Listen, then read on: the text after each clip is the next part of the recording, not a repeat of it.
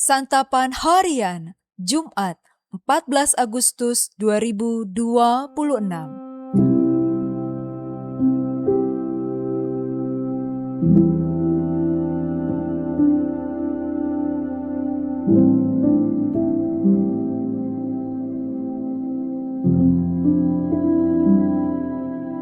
Inilah program Santapan Harian, sebuah program yang mengajak Anda menelusuri isi Alkitab, agar Anda menemukan makna firman Tuhan sesuai dengan konteksnya. Santapan Harian tertuju bagi Anda yang ingin memiliki kehidupan rohani yang segar, kuat, dan sigap. Hari ini kita akan membaca 2 Korintus pasalnya yang ke-12, ayat 11 hingga ayatnya yang ke-21. Namun sebelumnya, mari kita berdoa. Yesus, Engkau menyelamatkan kami, memberikan kami hidup dan pengharapan. Kami ikut kehendak-Mu di dalam kebenaran sabda-Mu. Di dalam nama-Mu, Kristus Yesus, Sang Sumber Kasih, kami memohon. Amin. 2 Korintus 12 ayat 11 sampai 21. Sungguh aku telah menjadi bodoh, namun kamu yang memaksa aku. Sebenarnya aku harus kamu puji, sebab meskipun aku tidak berarti sedikit pun, di dalam segala hal aku tidak kalah terhadap rasul-rasul yang luar biasa itu. Tanda-tanda seorang rasul telah diperlihatkan di tengah-tengah kamu dengan segala kesabaran melalui tanda-tanda, mukjizat-mukjizat dan kuasa-kuasa. Sebab dalam hal mana kamu dibelakangkan dibandingkan dengan jemaat-jemaat lain, selain dalam hal ini, yaitu bahwa aku sendiri tidak menjadi beban kepada kamu? Maafkanlah ketidakadilanku ini. Sesungguhnya sekarang sudah untuk ketiga kalinya aku siap untuk mengunjungi kamu, dan aku tidak akan merupakan suatu beban bagi kamu. Sebab bukan hartamu yang kucari, melainkan kamu sendiri. Sebab bukan anak-anak yang harus mengumpulkan harta untuk orang tuanya, melainkan orang tualah untuk anak-anaknya. Karena itu aku suka mengorbankan milikku, bahkan mengorbankan diriku untuk kamu. Jadi jika aku sangat mengasihi kamu, bagaimana mungkin aku semakin kurang dikasihi? Baiklah, aku sendiri tidak merupakan beban bagi kamu. Tetapi kamu katakan dalam kelicikanku aku telah menjerat kamu dengan tipu daya. Pernahkah aku mengambil untung dari kamu melalui seorang dari antara mereka yang kuutus kepada kamu? Memang aku telah meminta Titus untuk pergi dan bersama dia aku mengutus saudara yang lain itu. Apakah Titus mengambil untung dari kamu?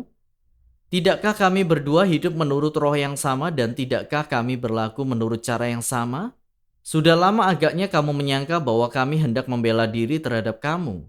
Di hadapan Allah dan dalam Kristus kami berkata, semua ini saudara-saudaraku yang terkasih terjadi untuk membangun imanmu.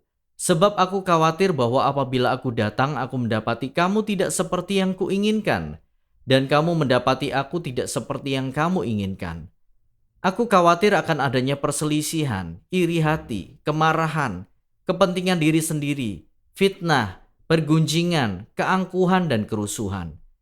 Aku khawatir bahwa apabila aku datang lagi, Allahku akan merendahkan aku di hadapan kamu.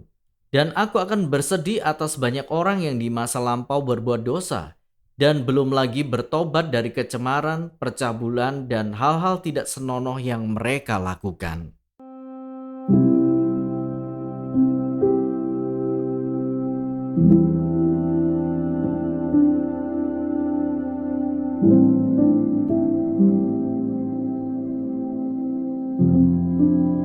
Sahabat Scripture Union Indonesia, pada bagian ini kembali Paulus menyebutkan dilema yang dialami ketika dia tidak menerima gaji dari pelayanan di Korintus.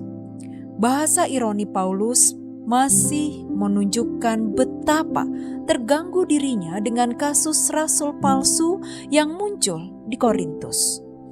Secara ironis, Paulus mengatakan bahwa dirinya menjadi bodoh karena dipaksa jemaat. Dengan nada sarkastis, Paulus mengklaim bahwa dirinya seharusnya dihormati sebagai rasul dan dia tidak mengambil gaji, namun justru dipersalahkan. Paulus menegaskan kembali ketulusannya dalam melayani jemaat Korintus. Ia tidak mencari keuntungan pribadi, tidak menuntut upah, bahkan rela menanggung kerugian demi menjaga kemurnian pelayanannya. Bagi Paulus, Injil bukanlah sarana mencari keuntungan pribadi, melainkan panggilan suci untuk membangun jemaat.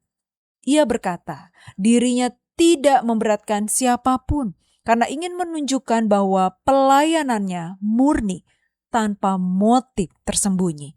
Apalagi dalam konteks jemaat Korintus, ada proyek persembahan kasih khusus untuk jemaat di Yerusalem. Akibatnya, manajemen keuangan menjadi hal yang sensitif dan memerlukan kehati-hatian. Justru sikap Paulus berbeda jauh dari sikap para rasul palsu yang mencari keuntungan pribadi dan menyebabkan perselisihan di tengah jemaat.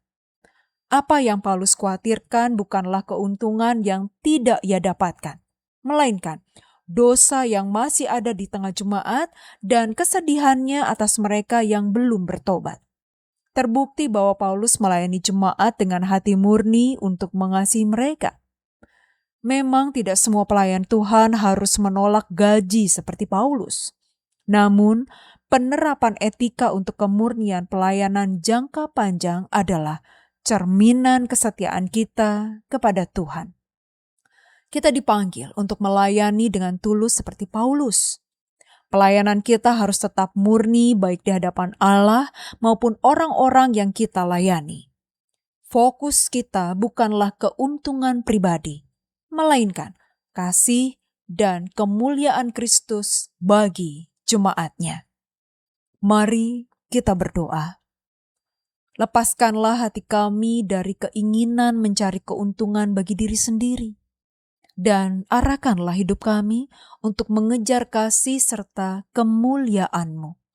Biarlah setiap pikiran, perkataan, dan karya kami menjadi persembahan yang memuliakan nama-Mu dan menjadi berkat bagi sesama. Di dalam nama-Mu, Kristus Yesus, kami berdoa. Amin.